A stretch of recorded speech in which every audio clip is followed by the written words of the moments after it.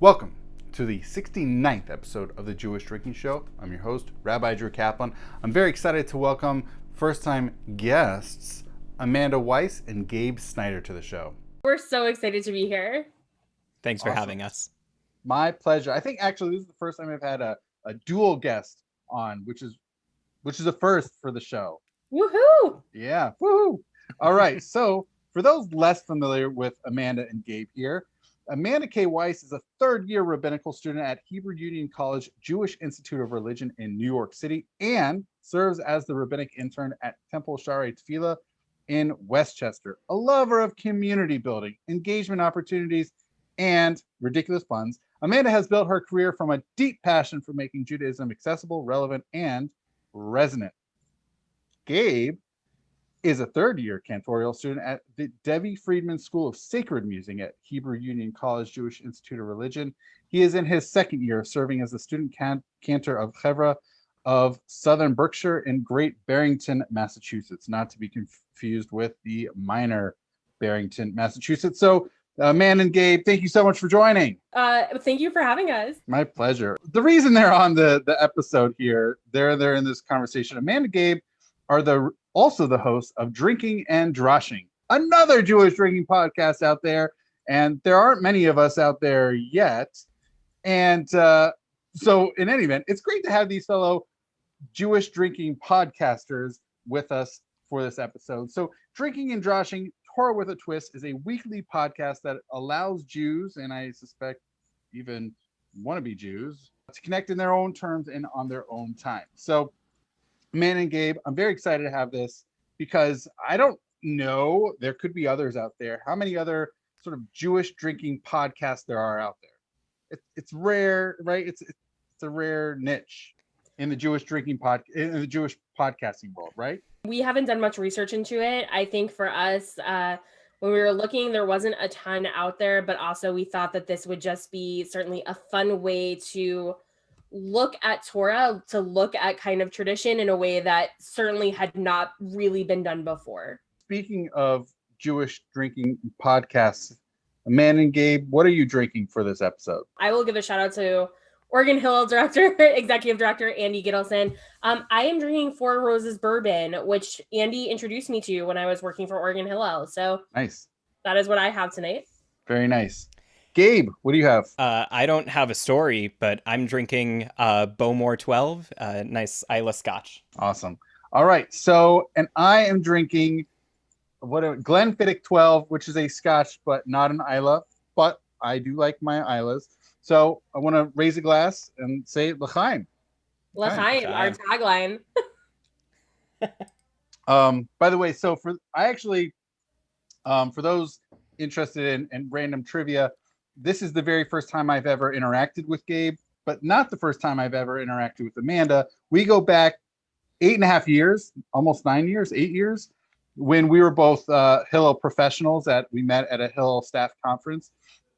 And the Hillel professional she mentioned, Andy Gittleson, was also in my final semester in undergrad at Indiana University. It was his first semester working as a Hillel professional. So I crossed paths with Andy almost 2 decades ago, so a decade and a half ago. So Amanda and I, in addition to knowing each other personally through Hillel, also know Andy. We have a mutual friend there. While it might not be such a strange cocktail of a combination to mix drinking and drashing to listeners of the Jewish Drinking Show, how did you, Amanda and Gabe, come about in the creation of your podcast, Drinking and Drashing? So I can start the story and then hand it off to Gabe. When we were in our year in Israel in 2018 to 2019, we were really looking for a way for our class to connect. There were over 50 of us, which is a big group, especially when you are thrown together in a foreign city and all of you are trying to understand how to get home, let alone how you started on this crazy journey of rabbinics or education or cantorial school. And so my roommate, Julia Bennett, who's an education student and graduating this spring, shout out to Julia Bennett, decided that we were going to host weekly an event that we call Drinking and Drashing, where students and faculty members were able to get together and informally learn about the Parsha in their own way. Some people brought in poetry, some people brought in comedy, some people brought in music and others, like, for instance, we had Zohara, who taught the entire thing in Hebrew, which was definitely my most challenging week. Really, it was a wonderful experience for people to connect. I was talking about the program with our voluntold advisor, Rabbi Andrew Goodman. He said, you should make this a podcast. And I said, I have no time to do that. And a year later, when we were in a pandemic, I was going to school full time. I had 2 part-time jobs and an internship. I looked at Andrew Goodman, I looked at Gabe and our producer, Idan, and I said, you know what? We should make this a podcast. What grew out of that initial conversation was something really special, because initially the conversation was, how do we recreate this kind of informal, very relaxed atmosphere where we're just talking about the weekly Torah portion? How do we recreate that in a way that hasn't been done before? Because there are podcasts that go through Parashat HaShavua. That's been done. How do we recreate that in a way that people are going to want to listen to, but also add something new to the conversation? Amanda has this wonderful line, translate Torah into tangible tactics. What that means for us in the podcast is that we could just sit around and talk about, what did Jacob do and why is that interesting? But we kind of flipped the script and we said, what are people doing today? What are their values that go into that? What's their personal Torah? And how does that relate back to our tradition? How does that relate back to Torah? And what tactics, what ideas can we pull out of Torah to really make things more accessible and relevant and resonant, to use another Amanda-ism? So this really came about during the pandemic, right? How did the pandemic catalyze the creation of the podcast? For me, my work has consistently over the last 2 decades been about creating engagement opportunities. And for me, the way I define engagement, so that's not just a buzzword that gets used by brilliant Jewish organizations, is this idea of being able to pass one opportunity or a person or something cool from a person to another person. And so they're able to keep on going down the road. So for us, a lot of this had to do with the idea of trying to create Jewish community and continuity for an audience that wasn't looking for it in a synagogue membership. Well, here's the deal. With the pandemic, synagogue membership has very quickly been declining, and podcast listenership has very quickly been increasing. Really? So really, you're that's very exciting for me to hear. I was gonna say you're on. And so for us, what was really important, and you said it beautifully before, is this idea of being able to access Judaism on their own terms and on their own time. Meaning, look, there are people that are going to be casual listeners. There are going to be people that are going to listen when they cook, turn it off, come back to it. And so for us, we wanted to be somebody that could help others share their story and be somebody that could accompany them during this pandemic so that maybe they might feel a little less alone, so that they could feel like they had a real community to reach out and be a part of. How have you exercised or encouraged or otherwise fostered community? We have a pretty active social media presence. We've had incredible content, incredible guests. What that's turned into is a listenership that seems to often expand and then come back. Once they listen to one episode, they tend to listen to more. We have had a pattern for the last few weeks of having about 100 listeners a week. They may not always listen to the same episode. Sometimes people will kind of jump around and hear what they like. I think that a really important part of our podcast is this idea that everybody feels seen or heard in some way, that their stories are shared with the people that are coming onto the podcast, or even the people that we bring on as Q&A guests for the podcast. So really this idea of feeling heard, feeling seen, and being able to resonate with the stories that are being shared. So we have an increasingly active social media presence. You can find us on Facebook or Instagram, kind of on Twitter. We're not as good at that, but we're working on it. What's been really fun for us is that not only do we have a guest or two, or on one episode 3, come in to share their personal Torah with us, but we also bring on a guest question asker. We've tried to come up with a better name, guest interviewer, guest something, but regardless, We By the bring way, on question asker is great. What about Q&A or at least the Q&A? Q&A, that's great. Or at least the Q-er. They don't necessarily have to provide the A, at least the Q, right? Right. And so it's been really wonderful to not only have conversations with our guests, but to basically give a platform for somebody else to have a conversation with our guest. It's also been interesting for us to curate those conversations so that, we have some really interesting pairings of people who don't necessarily know each other, but share some kind of common thread. And that's really what we're aiming to do, because as Amanda said, we want to give everybody an opportunity to feel seen or to feel heard. But beyond that, people tend to come back. And so once they hear that person who they say, you know what, that's me, I get that. That really resonates with me. Then they listen to another episode where it's somebody not entirely similar to them, and they learn something new. Cool. Where does the drinking come in? So It's the first word of the title of your podcast, Drinking Drashing. So right there, how does it play a part of your podcast? That's truly an amazing question, and not the first time we've heard it. And so I think that it requires some explanation. So in our teaser, in our aperitif episode, we actually hit on that point of. Oh, sorry. I've listened to a couple of episodes, not the aperitif episode.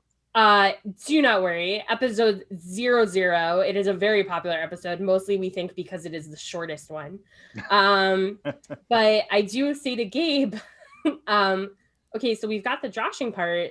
What about the drinking part? And Gabe goes, well, that's just fun. And I said, can we do something just because it's fun? And Gabe was like, is fun not a good enough reason to do something? But the reality was that we wanted a chance to be creative and to reach our audience. And this is another thing Gabe and I argue about, and it's okay, is Gabe will say we are trying to reach an audience of 20s and 30s. And I will argue that we are trying to reach an audience of between 18 and 40. And Gabe says very realistically that we are fighting over 3 years. We are fighting over 3 years difference. And he's right, as often he is. But I think where it comes in is in a segment that we lovingly and jokingly refer to as Midrashic Mixology, where we get to be a little clever with the drinks that we make and tying them into our Torah portions.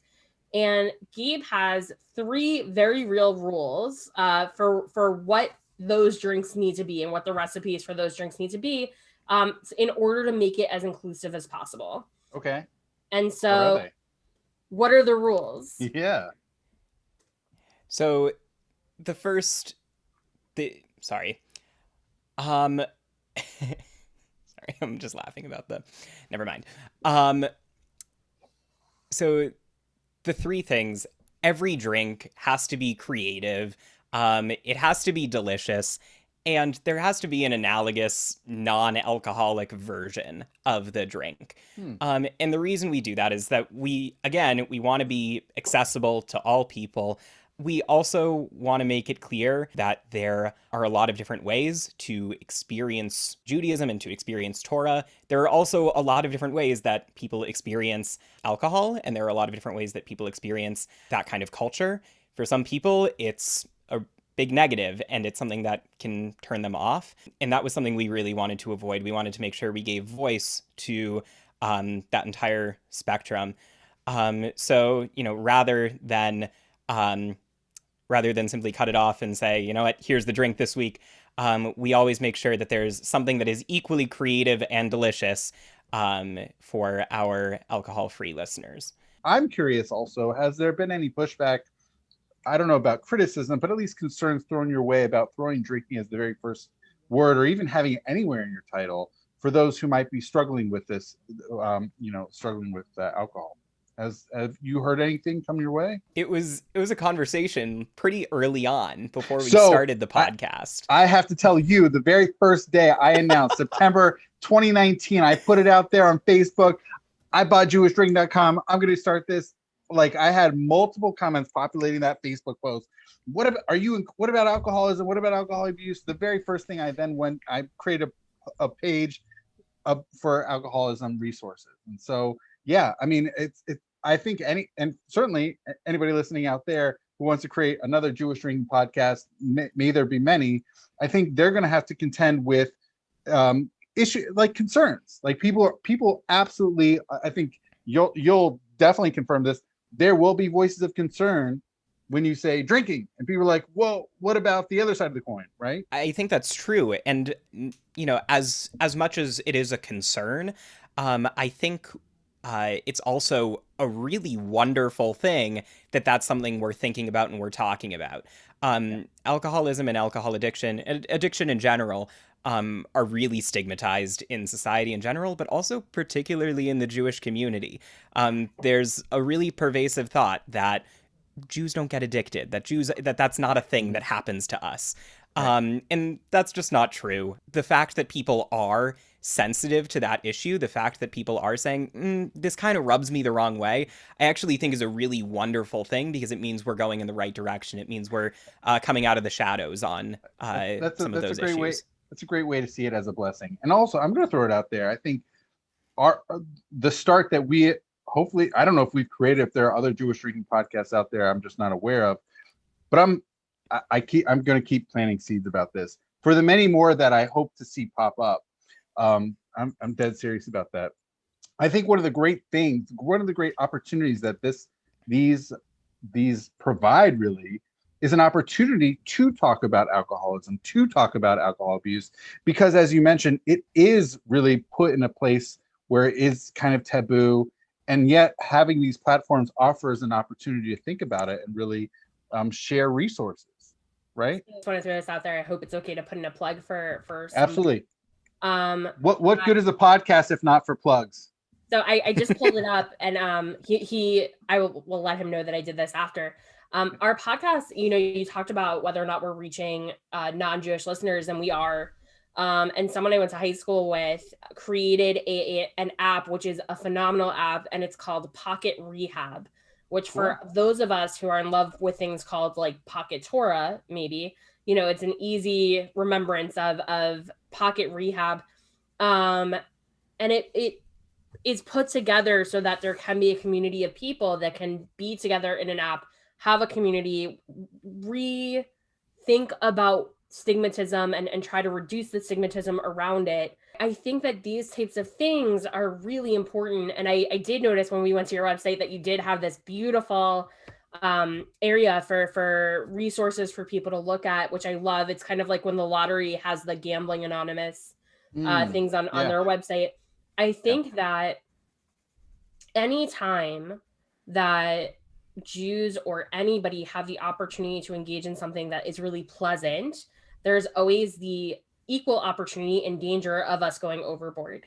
And so I think that is something we learn about a lot in Jewish texts. I think it's something we for sure learn about in a lot of Jewish Torah portions. And I think that when we know about these things in advance, and we're able to talk about these things in advance, and everybody knows that as soon as we go into Midrashic Mixology, there's always going to be a non-alcoholic version, that's a big deal. I think also the fact that even on this podcast, that we're not constantly being like, all right, everybody take a shot, everybody throw one back. These things are really important because it allows people to listen and engage without feeling like they might get triggered. That's great. Hey there, I hope you've been enjoying this episode so far. I want to give you a sneak peek into next week's episode featuring Rabbi Michael Bernstein. What is it about wine? It's not just, and I think the Talmud basically uses the language of, hey, if you can keep it together, you must be a tzaddik.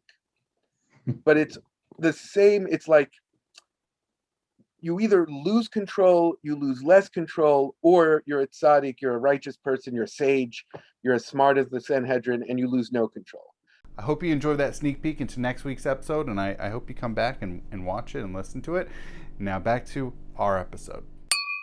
So this is the perfect transition to move into the drashing aspect of the title. We talked about the drinking. I'm pretty sure we covered the and. Now we got to the drashing. So we got a little bit of the drashing with the Noah story. How does the drashing incorporate? I know Gabe described Amanda's approach, the what is it? The tactical tactics, something like that, right? Translating Torah into tangible tactics. There we go. So how do you incorporate the drushing as part of the podcast? I think, we have this segment called Midrashic Mixology, which is, has Midrash in the name. The truth is, that's more of a good name and a good pun than it is like an accurate representation of what we're doing. The Midrashic Mixology segments, we have some great drinks that we put out. We for Parashat Vayera, we had the smoking Sodom margarita, which was like a smoky margarita, and it was delicious. What'd you do for the smokiness? We used mezcal instead of tequila, which is smokier. And we also grilled a lime wheel, which to use as a garnish, which brought a little more smokiness. And of course, had some oak smoked sea salt on the rim, which is delicious. Brilliant. Wow. Thank you. So to go from that to the very next week for Chaye Sarah, Rivka at the Well, we had Rivka's Well Wishes as a drink, which also happened to be our first non-alcoholic cocktail. So that was exciting. That would have been a lot easier for me, to be honest. It's gonna blow your eventual Noah cocktail. I'm telling you, it's gonna get out there. It's gonna get out. Noah cocktail. What is it, like a Long Island iced tea? Like, what is a Noah cocktail? So it might end up being that. Okay, you heard it here first, but we're still using it. Exclusive. Right. So you take a glass, right, and you start pouring water, right? Put the glass in the sink. Right. You should probably make this in the sink. That would make more sense. So you pour the water, and you just keep pouring the water, and eventually the glass fills up, and you just keep pouring the water, just like keep going, and that's water. It's just all water. It's water everywhere. That's water. The Noah cocktail. Okay. No, the Rivka's Well Wishes was a kind of cucumber lime club soda sort of deal. It was just a nice, cool, refreshing little drink. Great in the summer. Very good summer drink. But all of this is to say that there's definitely some puns going on. There's definitely Jewish humor. There's even some Torah in there. Like, we're talking about Rivka. We're talking about Sodom and the smoke and whatever. And the salt. Lot's wife with the rim. Good job. Well played. Well played. Thank you. So I think Gabe hits it a little bit on the head. I think also, and I know this is one of Gabe's favorite commentaries, so I'm stealing it, but that's okay because you take my lines all the time. Yep. So in the very beginning of the Torah, Rashi has a beautiful line. Rashi is a commentator who we rely on to understand everything. He has a really beautiful line that basically says there are some things in the Torah that just shout out darshani, explain me, interpret me. Maybe that doesn't necessarily happen in Midrashic Mixology, but that's because we're sneaky and we sneak it into the entire conversation. Often in my career, and often as Gabe is starting to explore his career, and there's a 10-year difference between us, which is why I can say that I've been in the field just a little bit longer than Gabe might have been. We often hear things like, I'm not Jewish enough to do X. I can't do Y. I'm not religious enough to do. I'm not Jewish enough to do. I'm not X enough to do Y. The way that we play a little bit with modern day Midrash is that the people we bring in for the Torah portion of the week that they do match the Torah portion in some way. And we show how the Torah portion and those Jewish values play out or are interpreted or are explained through the work of the people that come on. And so it's not only just that darshani, interpret me, explain me. It is a darshanu, right? Like, we interpreted, we explain, we are like, right, are being explained in this moment. And what's beautiful about that is that it allows people to tell their own stories that they have gotten intimately comfortable with in a very different light than they are used to telling the story. For, people that might read the same story every year over and over again, I'm looking at you, Jewish people, is a really beautiful chance to look at something in a new light, right? To be able to look at a word or a sentence or a value that might be driving them that they hadn't thought about before. So Amanda, I'm going to pick up on that thread you just dropped of we will do and we will understand, right? Can be understood as we can hear, often understood as we will understand, right? Doing and then understanding. My question for you is how much in the creation of your own podcast was there the wondering how you should start, and then at some point did you just decide to pull the trigger and go with it and start publishing, right? And how much along the way so far have you learned? And also, I'm just going to throw this out there, you don't have to answer this immediately. Also, what about others who would like to get into the Jewish drinking podcast, I don't know, landscape? If I haven't planted enough seeds, I would love to see more Jewish drinking podcasts out there, because I do not think that this is, I don't think this market has been cornered. I think we're only hitting certain niches, and I think there's still a lot of space to be covered in the Jewish drinking podcast space. I understand. So instead of nishma, or not a seven nishma, we will do and we will understand. I hear you saying nishte, the nishma, that we will drink and we will understand. Well played. Wow. You win, Amanda. Amanda wins. That's Kita Dalid right there. That's what that is. That's higher level. Yeah. Woo. So I'll L'chaim. By the way, l'chaim to that. Nishte. L'chaim, nishte. Nishte, again, meaning we will drink. Nishte is going to be such that's going to be the new key word. Nishte. Whenever all the different Jewish drinking podcasts get together, that'll just be our key word. Just nishte. It'll be our shibboleth. Yes. I think that your question about how we got started is really it's really a funny one. We talked a little bit about it before, of this idea of it had been suggested to me. I brought in Idan and Gabe because Gabe is one of my favorite people in the whole world, and Idan makes our worlds go round. Just truly our partner in the project, Idan Waldman, is extraordinary, and we're very lucky to have him. We decided that we were going to apply for a fellowship at HECJR called the Be Wise Fellowship.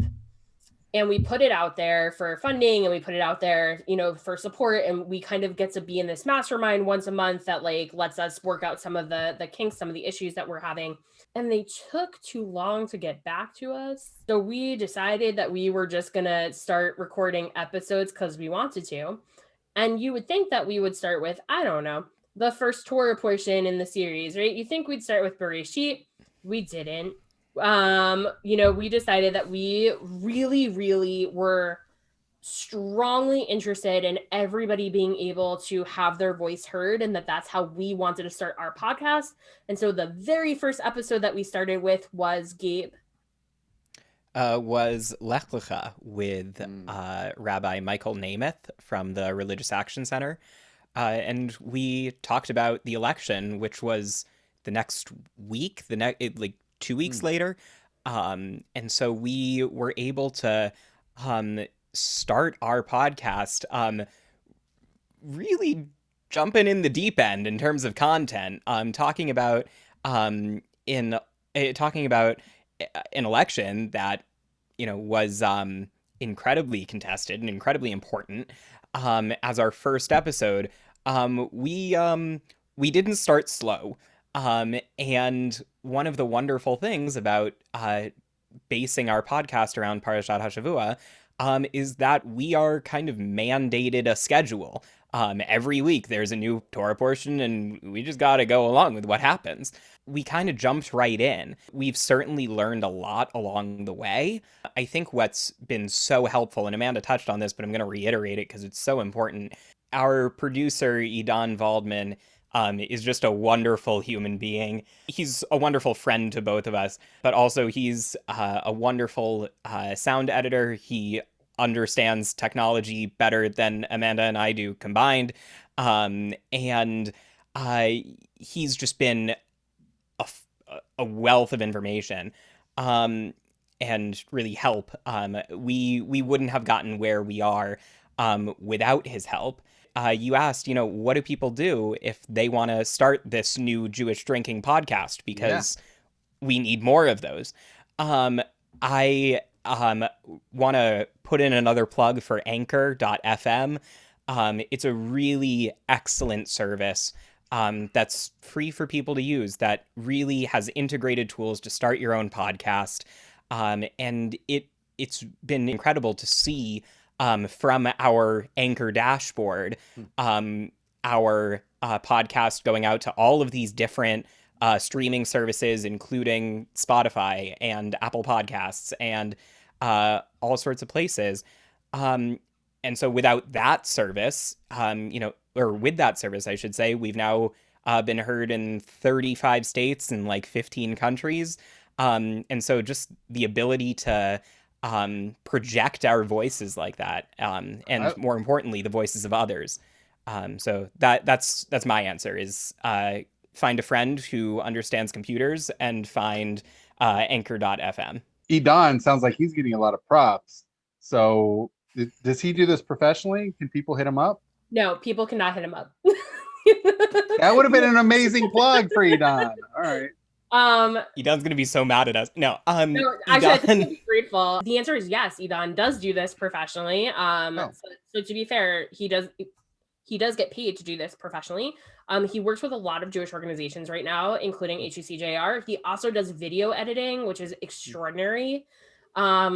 And the reason that we jump so quickly is just because he's ours and we love him, and we don't ever want anyone to take him away from us. And also, like, if you want to pay him like millions of dollars, we would be okay with that, and we would support his choices and still be sad. The other thing I just want to jump on to what Gabe said before is play with it. Play. Like, have a good time, laugh, make mistakes. People come on to our show and we let them know, we give them kind of an outline of what it might look like, what it'll run through. We let them have a lot of freedom to laugh at themselves, to laugh at us. We make jokes that will mess up more than they do. We do mess up more than they do. For those that listen to the episodes, thank you, Edan, for making us sound so brilliant. I was going to say, it's because you have the support on the editing side. Right? Yes. By the way, just in case we haven't said it, thank you, Drew, for making us sound so brilliant on this podcast. You're welcome. And so what I would say is play with it. You'll notice that Gabe and I have spent a lot of time even here laughing. Drew, you also laugh. The more you have fun with it, the more people are willing to share who they really are. It's okay to do multiple takes. It's okay to yell out cut. It's okay to like get midway through a sentence and then be like, oh no, I don't like how that sounded. I want to start over. There are a lot of just fun ways to play and pivot and treat your guests with respect. Our financials, our most expensive thing is dealing with the incredible production of our podcast. And that's real. And we respect that and well-deserved and truly. Gabe, what's our second most expensive? Our thing? second largest line item in the budget is for stationery and postage. Amanda writes all of our guests handwritten thank you notes because wow. She is that kind of person. No, because that is amazing. I'm impressed. No, because she's the best kind of person. But so also because we really respect our guests' time, and we really truly believe that, as smart as Edan makes us sound, nobody wants to sit and listen to just the two of us laugh about something we find funny for an hour. Maybe a couple of people want to listen to that. Not a lot, not as many as we have. So not even our parents. Yeah, I think that's the final thing we'll say is, find interesting people and ask them their story. Podcasting is a really wonderful way to share stories and to tell stories. And I think that, the more people, the more stories you can get, the better your podcast will be. Hey there, I hope you've been enjoying this episode so far, and hopefully other episodes as well. If you have any ideas, suggestions, comments, questions, queries, anything, if you have ideas, things you'd like to see here or otherwise, please let me know. You can email me at drew@jewishdrinking.com, and I'd love to hear your feedback and suggestions. All right, now back into the show. I want to tie it all back to both the drinking and the drashing. It's that it's about na'aseh v'nishma, that it's about doing and then understanding. I think people often get caught up in this bind of whether it's insecurity, perfectionism, whatever it is, and they don't want to really pull the trigger and execute until it's all well designed. But the truth is, sometimes you just got to start going, and you will learn along the way. So that's a little bit of drinking drashing right there. I do want to say if people want thoughts, I'm just throwing out some ideas. People ask, I've literally gotten this at least a half dozen times. People ask me, Jewish drinking, does that mean like Jewish drunken history? And I say, that's a great idea. I'm not there yet. I think if someone wants to take that and run with it, I have no copyright on it. It's free for anybody to take. That's an incredible idea. Hasidic drinking tales, why not? You could do different midrash stuff. You could do. There's so much you could. I really would have loved to have focused 100% on just rabbinic literature and drinking. There's so much there. It's super duper niche, so anybody who wants to do it has to, but there's a lot of material there to mine. One could even do like literally just Jewish law and drinking. Like that would be such an incredible podcast of not just Kiddush for Shabbat and holidays. What about wine at a Brit Milah? Wine at any life cycle event, right? We've got that going on all the time. What about fasting? What about the 9 days? There's so many opportunities out there for people. Someone can literally do Maimonides and drinking podcast, right? Just see where he discusses it in Mishnah Torah and elsewhere. It'd be such a phenomenal. There's so many opportunities for the Jewish drinking podcast landscape. So I really, if I haven't done a good enough job of fostering and encouraging people out there, na'aseh v'nishma v'nishteh, go out there. If you need a few l'chaims to get you going in podcasting, I just want to encourage people out there to do that. I think that you make an excellent point, Drew. I think realistically, a lot of the time, the first step is to do it, to practice, to play, and then to pivot if you need to. Gabe understands, and for those who have known me a long time, I have a real love of alliteration. You're killing it with the alliteration. That's amazing. It works for me. It's fine. I think that there are a lot of people that might be surprised to know that Gabe and I are as close as we are and that we work together on this. It works really well for us. If you choose to take on a partner, make sure that your partners know what their roles are, because I think that helps sometimes. And like, Gabe puts together all the drinks. Gabe also is willing to speak really, really, really, really, really fast on the podcast, and I am not. I speak fast enough in person. I feel like I don't need to, Alvin and the Chipmunks it for the podcast. I'm so excited for other people to be able to share their stories, whether it's a Jewish drinking podcast, whether it's anything that you have a passion for or a knowledge about. Practice telling stories, practice having a good time, getting your message out there, hone it, play with it, see if people will listen to you, and put something out there and then ask for feedback. For us, while we launched on October 29th, I think our teaser went up 3 days before. And we had our friends check it out just to make sure that it was like a good setup. And then we felt happy about launching it. And so I think that would be what I would have to say, not only just about podcasting, but about anything that you love to do or have a passion for. Follow it, realize that it's going to take a lot of work, and that the end result may not be everything you imagined it might be at the beginning, but that it could turn into something really beautiful by the middle, if not the end.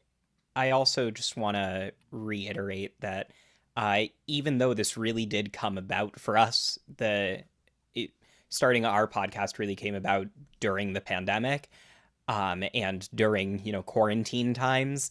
There is something inherently communal about podcasting. It really is about sharing your story. And as much as you could do a podcast sitting alone in your room with a computer, it really is about reaching out and creating a community. And I think there's something really wonderful about that. One more Amanda-ism that I'm just going to share because I think it's great is to always build connections before asking for commitments. That is to say, people are going to want to help you a lot more if you already have a relationship with them. Also, it's going to be a lot more fun to talk to people if you already have a relationship with them. So as much as this is about telling your story, it's also about building a larger community. So I just wanted to put that out there, that this really is a communal effort. That's great. Amanda and Gabe, this has been great talking about podcasting and all this and that. But is there anything you want to promote? Absolutely. We Great. would love for you to come listen to us. You can find us on anchor.fm/drinking-drashing. So that's anchor.fm/drinking-drashing. You can also find us on Facebook or Instagram at Drinking and Drashing. And you can yell at us on Twitter for not being more active at Torah with a Twist. But there's a very special episode that you might want to check out after you hear this episode, which features a special rabbi who might run his own podcast, a Purim special episode featuring Rabbi Drew Kaplan that you might want to check out. And you can find that episode anywhere that you listen to podcasts or on anchor.fm/drinking-drashing. Nice. Amanda and Gabe, this has been a pleasure. Thank you so much for joining the show and sharing about your podcast. Thank you. Thank you for having us. It's been a lot of fun. Absolutely. What a blast, man. Nishteh v'nishma. L'chaim. L'chaim. Nishteh. Just straight up Nishteh.